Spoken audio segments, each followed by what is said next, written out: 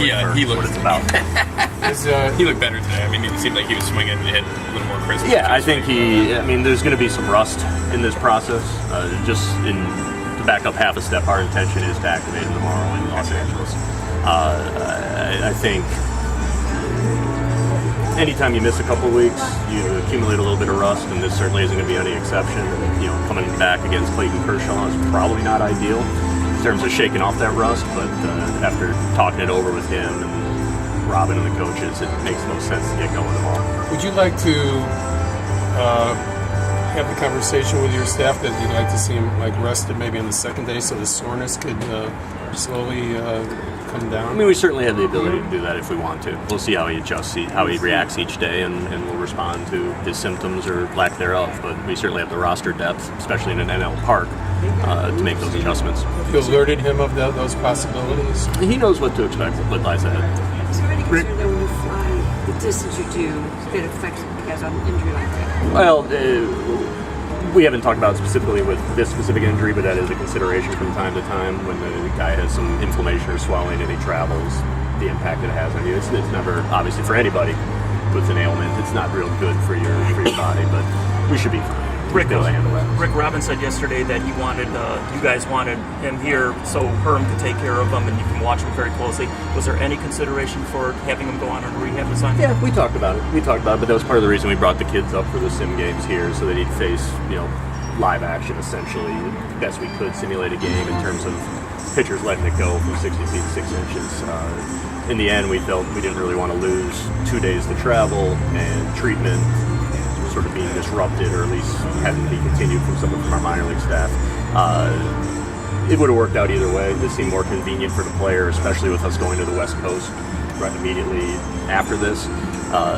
That sort of the Cheryl point to an extent. We didn't want to fly him all around the country for 8 at-bats when we felt that he was close.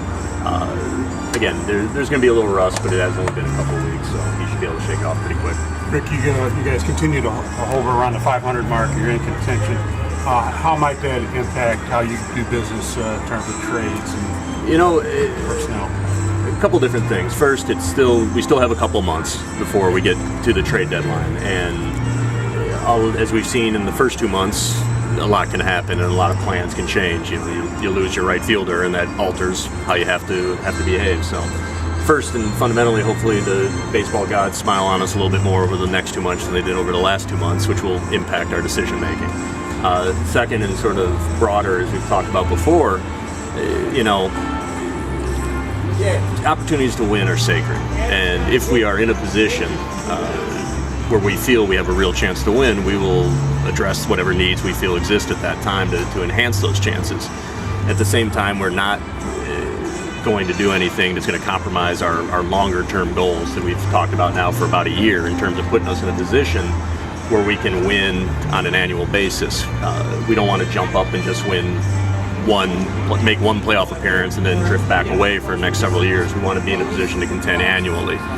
We do have some areas of depth right now in the organization where it's conceivable that we can address needs for 2014 and at the same time not compromise our ability to compete going forward. But it's going to be a little bit of a balancing act conceivably, and we still have a little bit of time to get more information about this club and our competitors and about the viability of winning this year. What's the update on Nate and Matt's surgery? Obviously it was a success. Everyone sort of sits where we last discussed. Nate's still in that 1 month window where it's just a matter of getting him functional as a person before we start ramping up baseball activities. He's doing well. I just saw him a minute ago back in our training room when I was talking to Hermie. And he's had a good week and he's progressing. And at this point, he's not ready for baseball activities, but hopefully that occurs here as in the original time frame, which was within the next few weeks. Rick, the draft is Thursday. Obviously, you're going to get a really good player at number 3. Is it too simplistic to ask, have you figured out what the 2 teams in front of you are going to do for who you might have available? I don't know if the 2 teams in front of us have already figured out what they're going to do, and if they have, it's not very likely they're going to share with us exactly what the plan is this far out. I know we're going to walk out of there with a good player. I know we got a cluster of guys that we feel real good about, and there's more than 3 of them. So we're going to walk out of there with someone where we're thrilled to add to the organization. but it's more than just that first round pick. I completely understand, given the high-profile nature of picking third in the country and the size of the bonus that's going to likely go with that, that's going to be a big focus for people, and that makes sense. But really, this is about us spending in excess of $10 million on amateur talent here over the next few weeks or months before the signing period ends. We're going to follow that up internationally with spending in excess of $4.5 million or so based on our bonus allotment. So we're really now entering a 6 to 8 week period here where conceivably we're adding $15 million of amateur talent to the organization, which is going to be a huge shot in the arm for the system, as well as allow us to continue moving the organization towards where we want it to be. That's Rick, why I know you're looking for best available player. That's kind of the buzzword of the draft, and regardless of family advisor or high school or college. But do you look at that and say, okay, we have a slot of 5, whatever it is, at number 3, and if we get a guy who may want 7, then that impacts, like you said, the whole bulk of the amateur, draft. I mean, is it something you weigh as a consideration? Is it a consideration? Sure. We wouldn't be doing our job if we didn't if we explored assignability both above our number as well as below our number. Right, You've seen clubs go sort of that opposite direction, where perhaps they take a guy a little higher than anticipated, save a little bit on the bonus for that specific slot, and then reallocate it through the rest of the draft. It's certainly an interesting and sound strategy, and one that we at least need to discuss. But ultimately, I think it's going to come down to taking the player that we feel fits the best. If there are sort of signing bonus benefits to the organization, such as a discount that allows you to reallocate later, that's going to be part of the whole analysis about what it makes us having the strongest draft all around. Again, our focus isn't going to be strictly on that third pick. We want to get the best guy we can in 3, but we also want to have the healthiest draft through the entire bonus pool. quality and depth of this draft, in your opinion? I think it's better than we've seen the last couple of years. I think pitching is certainly a strength in this year's draft. And I'd say relative to drafts as a whole, the talent pool is probably slightly above average for a draft. So it's a good year to be picking up high. Is it more collegiate or high school? Probably more even mix, actually. One thing to keep in mind on this is the first draft since the change in the collective bargaining agreement where the kids that would have been high school seniors under the old agreement would now be college juniors.